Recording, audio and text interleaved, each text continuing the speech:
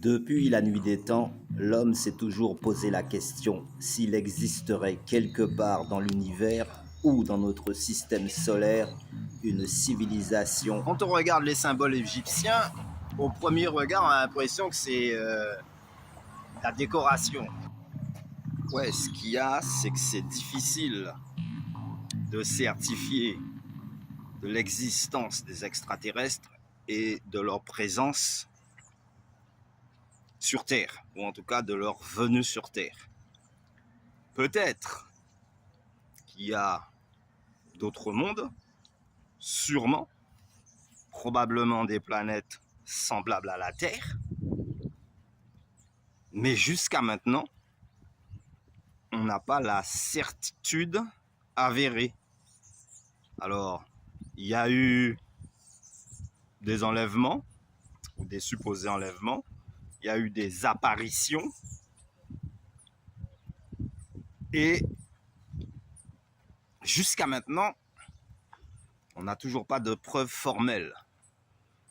Donc, il semblerait que, mais on doit être sûr et certain. Maintenant, s'il y a des extraterrestres parmi nous et qu'ils sont typés humains, on ne pourra pas faire la différence entre un extraterrestre venu d'une dimension lointaine et un humain. D'autant plus que s'il arrive avec une technologie supérieure à la nôtre, c'est-à-dire qu'ils viennent visiter notre monde, sans qu'on sache quoi.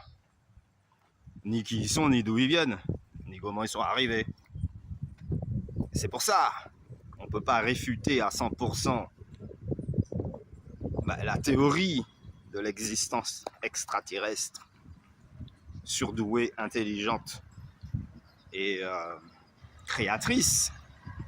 Mais la vraie question que personne ne se pose, c'est si effectivement extraterrestres existants, possibilité, mais qui les a créés.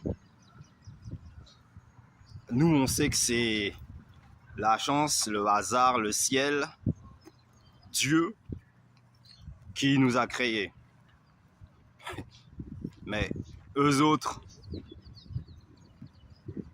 et puis ils sont probablement apparus à une époque beaucoup plus ancienne que la nôtre. Déjà s'ils sont plus avancés. Et par quel miracle, par quel coup du hasard, ils ont pu se retrouver aussi avancés. Alors que nous, on patauge. Hein. C'est pas parce qu'on a tous des micro-ordinateurs dans les mains que ça y est, waouh! Ah, c'est fou ce qu'on a progressé technologiquement. Parce que je suis prêt à parier que dans à peine 50 ans, le portable qu'on a dans les mains, qu'on admire, je suis prêt à parier que dans 50 ans, ce sera un objet obsolète. Hein. Si on va par là. La question est vraiment plus grave que ce qu'on croit. C'est ça le problème. En tout cas, dans toute cette atmosphère-là, cet univers interstellaire, la vérité même, c'est qu'on est bien ignorant. Moi. À la base, on réfute aucune théorie, hein. Mais dans l'analyse du principe, il nous faut des preuves formelles et inattaquables, irréversibles. Certitude absolue. Alors là, on en est loin, mais on admet quand même. Évident, milliards de galaxies, c'est probable qu'on ne soit pas les seuls. Probabilité.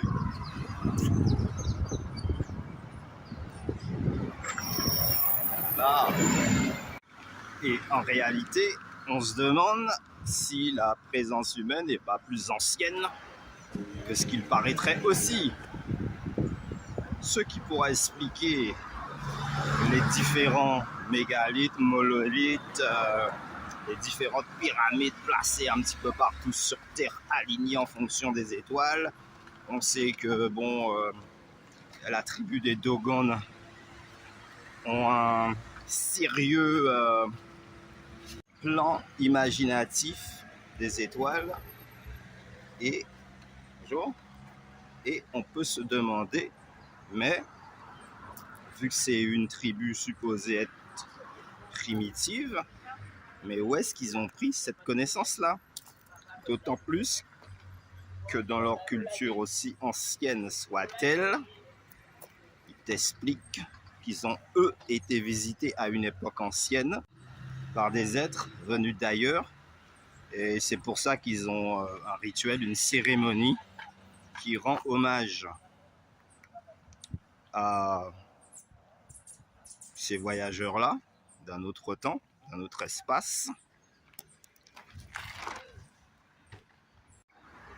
de façon à ce que les générations qui suivent puissent être sensibilisées au courant de cette histoire-là et lors du retour de ces êtres-là qui leur avaient promis de revenir, eh bien qu'ils soient accueillis comme il se doit. Vu que la transmission de cette historique-là aura été faite. Yes! Alors on peut dire que tout ça reste une énigme, un mystère jusque-là irrésolu, mais très probable quand même. D'autant plus que certains affirment avoir été enlevés par des extraterrestres. Et puis en réalité, s'ils existent, il n'est pas dit qu'ils soient supérieurs à nous non plus. Ça se trouve, c'est nous les plus avancés dans tout le système solaire. Alors, est-ce que, à une époque ancienne, ces êtres-là sont venus sur Terre, ont construit des tunnels, ont construit des villes souterraines, ont construit des pyramides. Et des bases secrètes? Dans quel but? Que recherchaient-ils? Pourquoi? Comment ont-ils fait? C'est pareil, hein, c'est le même principe. Ils ont construit les pyramides, donc ils avaient une technologie avancée. Laquelle? On ne sait toujours pas. Pourquoi seraient-ils venus et ensuite s'en aller sans crier gare et laisser tout ça pour nous? Est-ce que justement ce ne serait pas les humains eux-mêmes qui, à un moment donné, ont été eux-mêmes une civilisation avancée, à tel point que voici les preuves. Et qu'aujourd'hui, on refuse même de croire tellement que ça a été super bien élaboré. C'est possible aussi. Parce qu'on est quand même assez calé dans le domaine des mathématiques, dans le domaine du cosmos, ça date pas de hier. Et après observation, on peut facilement admettre que on n'est pas les premiers à avoir élaboré des technologies ultra modernes. One. Et même les cabanons, même les petites cases. Ouais, voilà, c'est ça que je voulais montrer, la maison créole. Faite avec de la boue, Yes. divers matériaux d'origine naturelle. Et ben c'est quand même sacrément bien élaboré. Après, si on regarde les tableaux, les artisanats, les peintures, les couleurs, Les bracelets. les mélanges de peintures, et que 5000 ans après, tu les vois encore gravés, collés sur les murs, ça veut dire que c'est pas avec n'importe quels ingrédients. Il y avait une recette précise pour élaborer ce genre de peinture. Les dessins aussi, vous avez vu comment c'est fin, on dirait des vraies bandes dessinées, mais qui racontent de vraies histoires. C'était pas juste des motifs pour faire beau. C'est-à-dire qu'au premier regard, quand on regarde les symboles égyptiens, au premier regard, on a l'impression que c'est la décoration. On a l'impression que c'est des motifs de décoration. Mais après, quand on comprend les écritures et leur historique, c'est là qu'on se dit, oh là là, les gars, non. Et voilà, c'est ça.